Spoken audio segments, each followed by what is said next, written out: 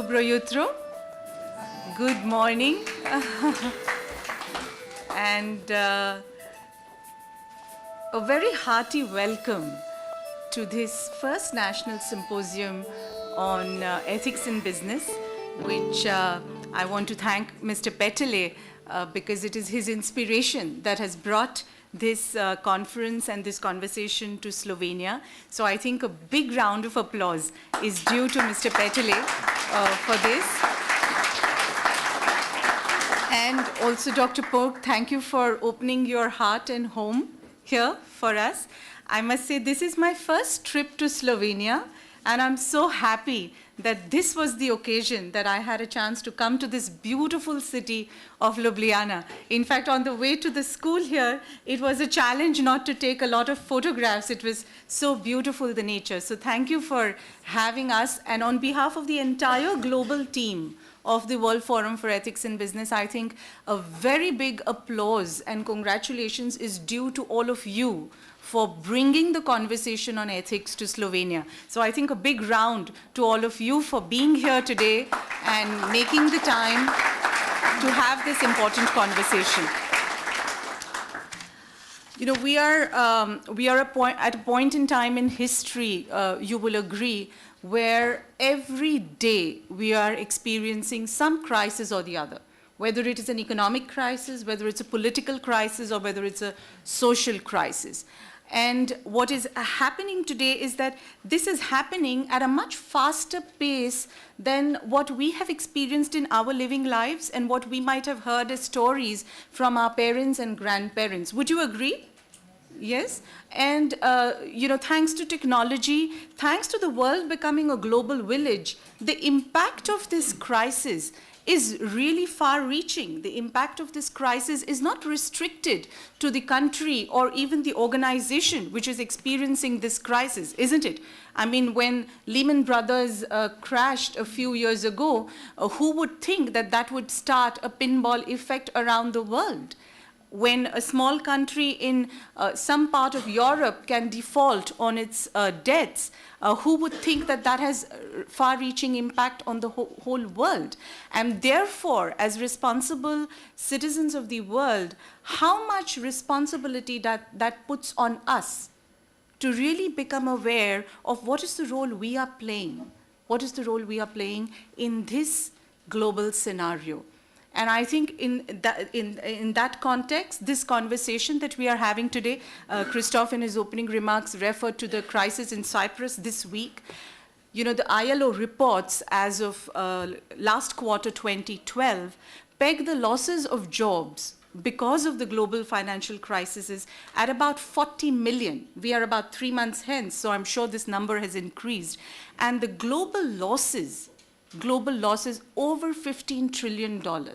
Now that's a lot of money to have lost, and that's a lot of people without jobs. That would be like the 40 times, about 20 times the population of Slovenia is without jobs. So this is a serious time, and I think without spending more time on what's going wrong, because we've all read it, we are experiencing it every day, some of us have been caught into it. What I want to do is take a few minutes, because this is the first National Symposium on Ethics that WFEB is bringing to Slovenia. We thought that it would be a good idea to tell you shortly about what WFEB is doing to address this global crisis in ethics. Would that be of interest to you? Yes? Yeah? So I'm going to take you through a few slides, and we will continue the conversation as this morning goes ahead. So WFEB was established with really 4 key strategic objectives. The first was to increase global awareness of ethics in business. You know, these conversations, when we started a few years ago, were almost treated like a luxury. People would think, wow, that's a very unique subject to talk about. But guess what? Not later than a few years now, we are realizing that this is such an important aspect. And Dr. Purg, it's great to hear how IDC has integrated the education of ethics in the MBA school here.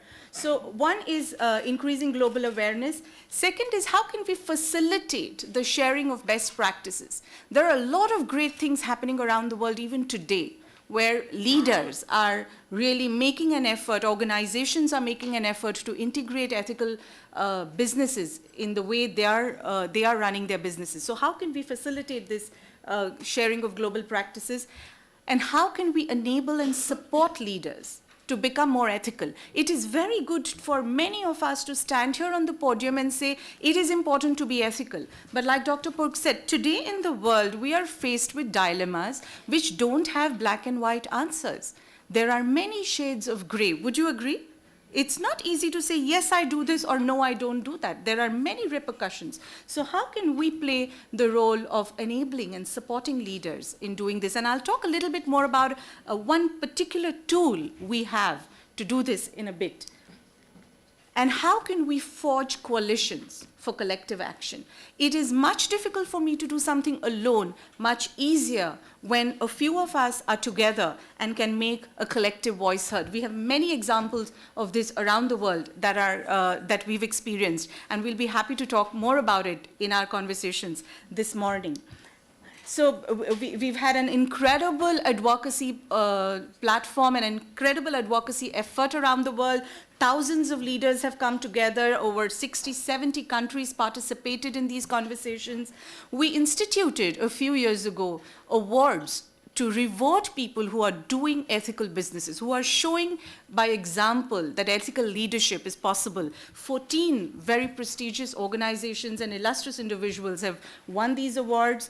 And as Christoph mentioned in his opening remarks, the youth, the future of our world today are really who we need to nurture and we need to set an example for. So we have a fantastic program to inculcate ethical leadership and its values in the youth, which is conducted as an International World Youth Forum. So we've had five editions of that, and we have a strong agenda for action. So this is some from the Youth Forum previously. This is some of our conferences. So in our effort to take the advocacy, the voice of ethics around the world, we've had conferences around the world, right from South America, India, right here in Europe, Africa, Russia, Poland, Singapore, and so on. And I'm glad that Slovenia has joined this conversation to take the voice of ethics. And this is something I want to talk to you about, because a lot of what we talk about ethics is now needs to boil down to how can I become an ethical leader? How can I really institute those values of ethics? And this was a program that we developed, the Transformational Leadership for Excellence, about 4 years ago, which we offer now to organizations to help leadership of these organizations really, learn some very practical tools and techniques, some practical knowledge on how they can become ethical, how they can help their leadership and management become ethical. And I want to tell you, talk to you about a bit of the spirit of this program. What is this? It's an iceberg, right? So what is the classic hallmark of an iceberg? What you see is really a very tiny bit of what you don't see of the iceberg, isn't it? As this picture shows. So, and exactly so, all of us here are leaders of large organizations. Plans, visions, strategies, systems, procedures, vision statements are things that we can see, right? We can see, we can read them. They are on our internet sites. We circulate them by annual emails to our employee base. But what we cannot really touch, feel, measure, it's not tactile, are the habits that our people have, the attitudes, the culture, which, the feelings with which our people are coming to work every day. If you have 1,000 employees, 1,000 people are coming with 1,000 different feelings and 1,000 different fears and value systems every day to your workplace. And that totally, you could say, really adds up as the culture of our organization. And I'm told that there's a popular saying in Europe that culture eats strategy for breakfast, right?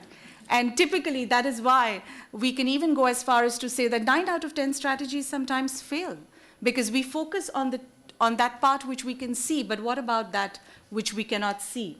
And imagine with the environment that we are in, with this entire stress that's going around us, with that crisis mindset that our people are in today, you know, how that automatically leads to a lot of stress for our people. And if you're stressed when you come to work, you're not physically, mentally fit, how can you have ownership for what you do? Even if you want to, you are not physically and mentally fit to do that.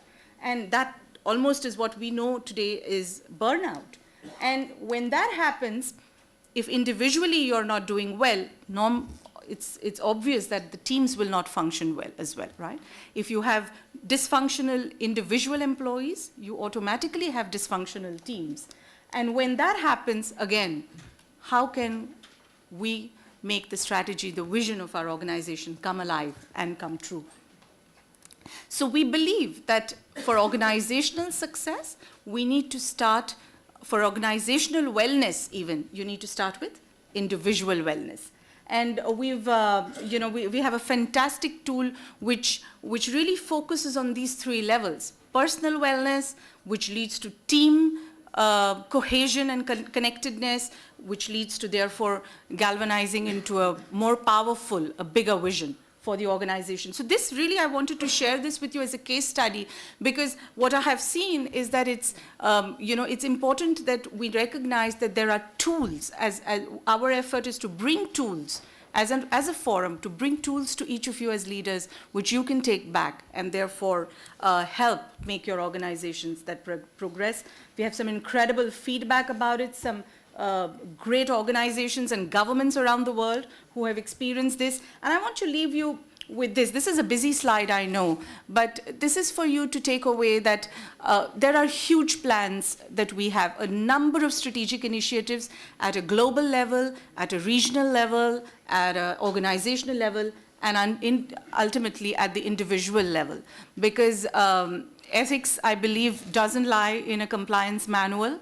It doesn't lie in an office cubicle. It lies within me. What I bring to the table as my personal values. In fact, there is a popular saying that, you know, if I don't want someone to do unto me something bad, I have to think about what I do unto others.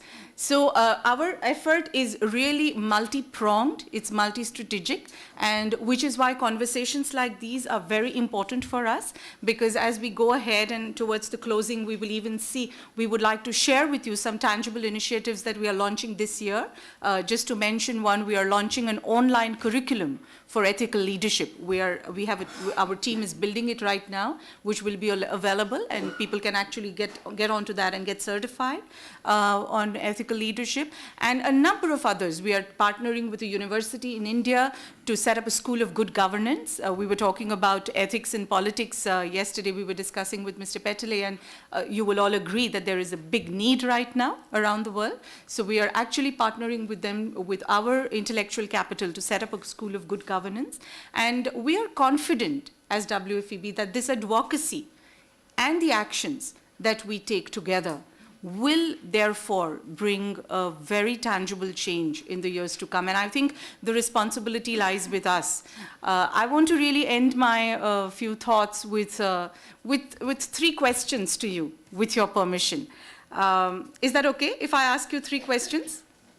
Yes? Okay. So my first question, and they're simple. I don't think you'll have trouble answering them. So my first question is, would you like your employees to be ethical with you? Yes? No? Yes. I can't hear everybody saying yes. Yes? Yes? Yes, that's okay, good.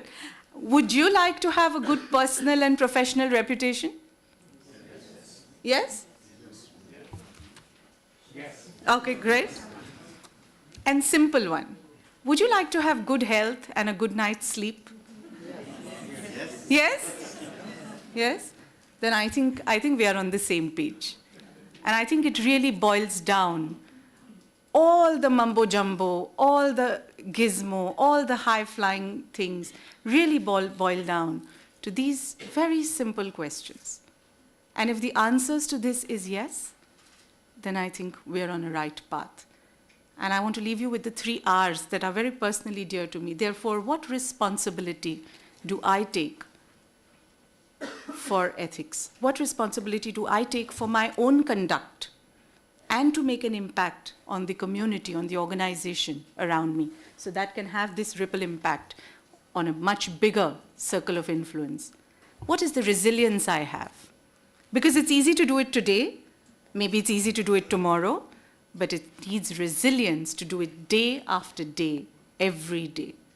And therefore, ultimately, what reform can I influence within myself and around me?